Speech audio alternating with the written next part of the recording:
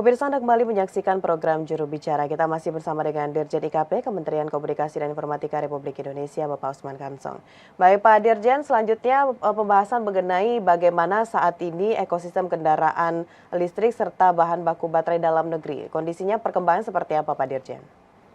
Ya, jadi kita memang bukan hanya membangun di satu sektor atau satu sisi ya, tetapi kita sedang membangun ekosistem kendaraan listrik. Ya, karena itu kita siapkan dari hulu ke hilir, termasuk regulasinya kita siapkan. Ya, misalnya dari sisi hulu ya kita harus mengembangkan eh, baterai listrik, ya baterai listrik atau EV baterai, ya karena cadangan nikel kita ini kan nomor 1 di dunia, timah nomor 2, boksit nomor 6, tembaga nomor 7. Ya, barang-barang tadi yang saya sebutkan, ya ini semua adalah bahan baku untuk pembuatan baterai listrik. Jadi kita punya, jadi di hulu kita sudah punya sebetulnya. Nah, kemudian bagaimana kita menjadikan itu bernilai tambah. Ya kalau kita cuma ekspor atau memakai bahan mentahnya, misalnya timah kita ekspor, kemudian nikel kita ekspor, ya ini kan nggak ada nilai tambahnya. Nah, karena itu kita harus berikan nilai tambah dengan membuat baterai listrik. Nah, kemudian yang jadi tantangan adalah mengintegrasikan bahan-bahan tersebut ya, karena posisinya ini tersebar di seluruh Indonesia di wilayah berbeda. Misalkan nikelnya itu adanya di Sulawesi, kemudian tembaga itu adanya di Papua, ada di Sumbawa, boksit di Kalimantan Barat dan Kepulauan Riau. Nah, ini tantangannya mengintegrasikan, tapi di era perkembangan teknologi sekarang ya tidak terlalu sulit lah ya. Alat transportasi sudah banyak saya kira ya. Ini bukan, tidak berarti lah ini bisa kita selesaikan ya. Kemudian pemerintah ya akan yakin ya ketika ekosistem besar kendaraan listrik tersebut jadi, ya artinya kita sudah bisa memproduksi bahan utama atau barang utama dalam kendaraan berbahan bakar listrik, kan bahan utamanya ya baterai listrik itu tadi, ya maka saya kira ya kita akan bisa melakukan lompatan bukan cuma memakai memproduksi bahan baterai listrik, tapi juga kita bisa membuat atau merakit kendaraan listrik ya. Dan kemudian investor asing ataupun dalam negeri ini kan tertarik ya kalau bahan bakunya tersedia, kemudian regulasinya ada, ya potensinya besar, ya maka akan ada investasi masuk ke Indonesia. Ya, ini otomatis saja begitu. Nah, kemudian jadi ya diperkirakan tahun 2026, 2027 ini udah mulai kelihatan lompatan ini. Ya, orang akan berbondong-bondong masuk ke industri otomotif berbahan bakar listrik, dan kemudian masyarakat juga akan beralih secara besar-besaran dari kendaraan konvensional berbahan bakar fosil ke kendaraan berbahan bakar listrik ya, walaupun mungkin di awal-awal 50% dulu ya, tetapi lama-kelamaan ya semua akan berganti ke kendaraan berbahan bakar listrik. Nah, selain itu kehadiran ekosistem besar kendaraan listrik ini akan mendongkrak pendapatan negara ya. Tadi ekspornya kita sudah punya nilai tambah karena kita bisa ekspor baterai baterai listrik, kita bisa ekspor juga kendaraan bahkan begitu.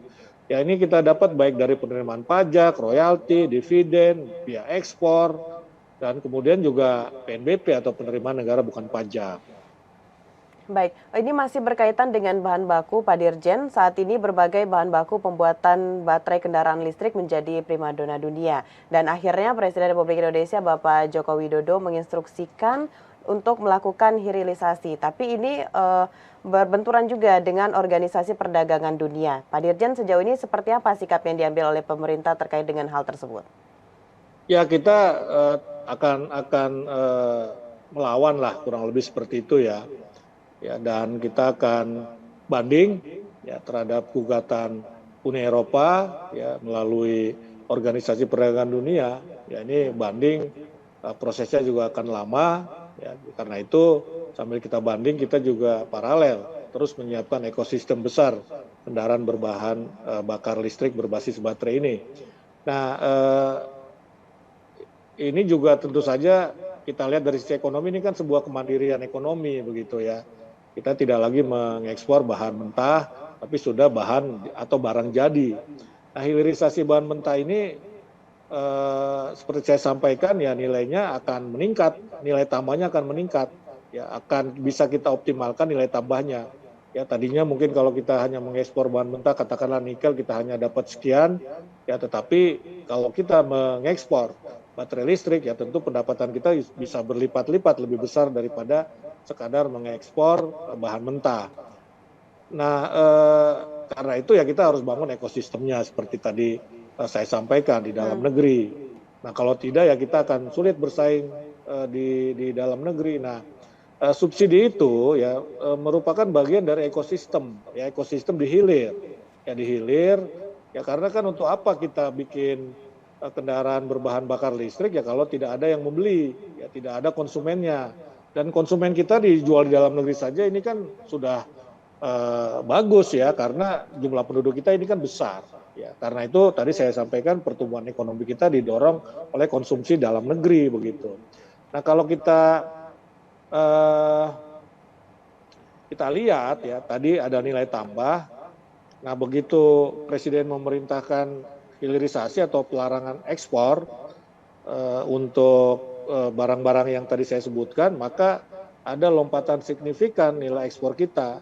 Tahun 2017 sampai 2018 ekspor kita ini hanya 1,1 miliar dolar ya, atau 19 sampai 20 triliun dan tahun 2021 itu melejit mencapai 20,8 miliar dolar atau 300 triliun lebih. Jadi 18 kali lipat. Ya 18 kali lipat. Nah, kemudian tahun 2022 ini akan menjadi momen penting. Ya kemarin ya tahun 2002 lalu karena pengembangan baterai lithium untuk kendaraan listrik ini mulai kita lakukan. Ya beberapa investor ini sudah mulai melirik, sudah melakukan konstruksi dan akan mengolah nikel dan kobalt menjadi material lithium baterai.